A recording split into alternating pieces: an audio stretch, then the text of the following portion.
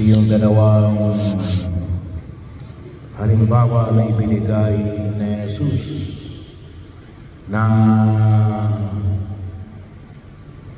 yung babaeng balong na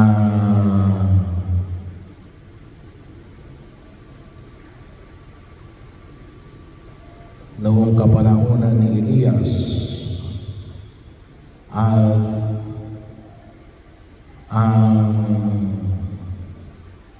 may ketong na taga-Syria ay dalawang halimbawa na ibinigay ni Jesus na hindi mga Israelita. Bahagi yun na kung saan ay ipinamamanin yung panyaya ni pinahayag ni Jesus.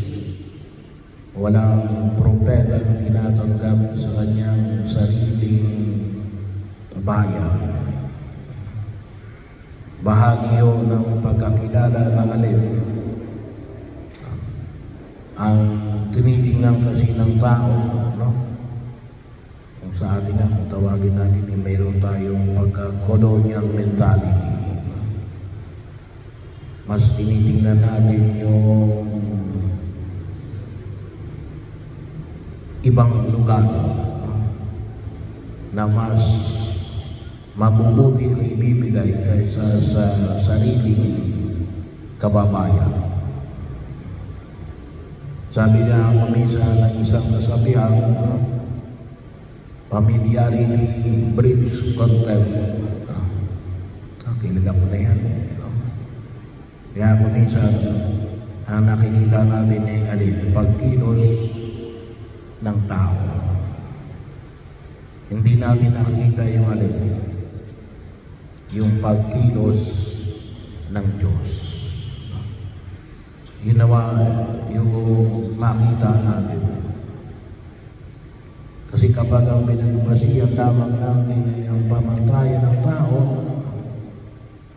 ay may kanya-kanya tayong mentalidad.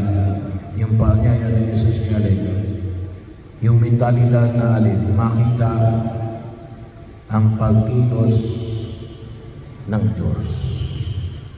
Sapagkat katulad ng halimbawa na ibinigay na Jesus, ay instead na pakinabangan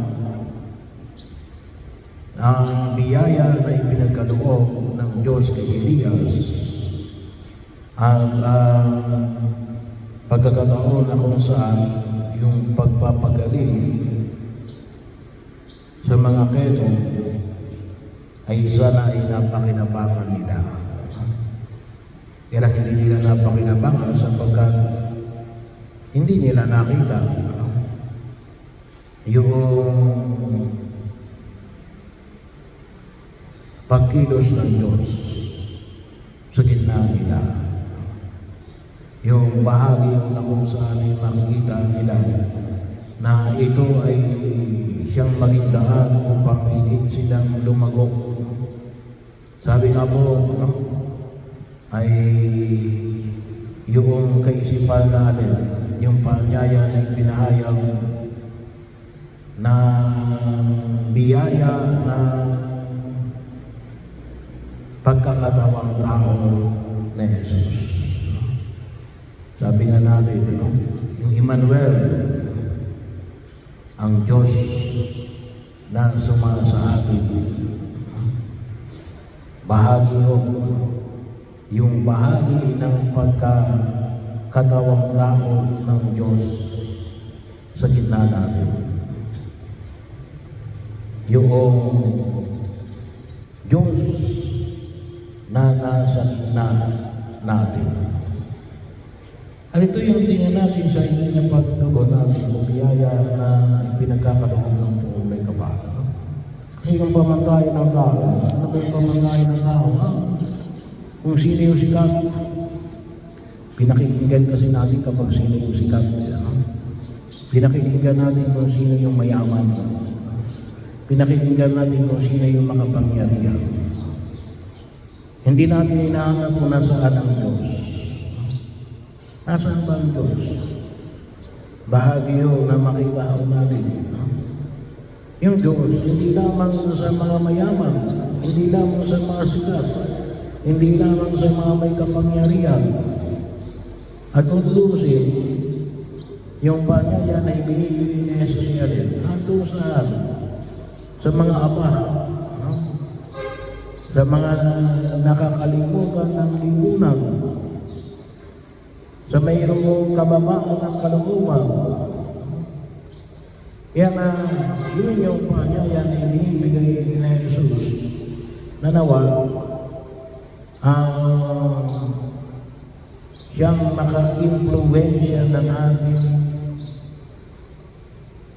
pagkaunawa sa pagkilos natin sa daigdig na ito upang makita natin yung alin, yung biyaya na nasa gitna natin. At ito po yung panahon ng ating pagninilay. Kaya nga po kung tutusin, makapangyarihan. Anong sabi kayo? Bakit ba ang Diyos kinakailangan ng maging tao? Ha? Ba't kinakailangan maging tao? Ba't hindi niya lang siya manatiling Diyos?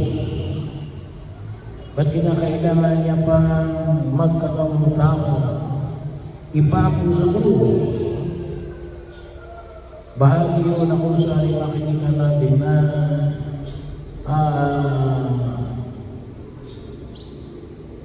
kabaliktaran ng pamangkaya ng pagkilos natin. At yun ang isa tayo tinuturo na ang ating pananampalataya na makita natin yung pagkilos ng Diyos sa gitna natin. Sa lipunang ginagalawan natin o kahit na sa loob ng pamilya natin. Kaya nga naging ang kagandahan yun ang ibig sabihin ng Emmanuel, ang Diyos na sumama sa atin.